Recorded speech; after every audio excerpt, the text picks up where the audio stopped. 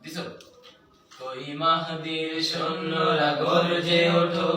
শহীদ তামান্না বুকে নিয়ে সুফিয়ানা মতবাদ ধরতে হবে এখন থেকে থাকো তৈরি হয়ে আসবে মহাকাশ রুখতে হবে দাজ্জাল আসবে মহাকাশ রুখতে হবে দাজ্জাল যার এক হাতে থাকবে জান্নাত এক হাতে থাকবে জাহান্নাম মানুষকে বলবে ডেকে ডেকে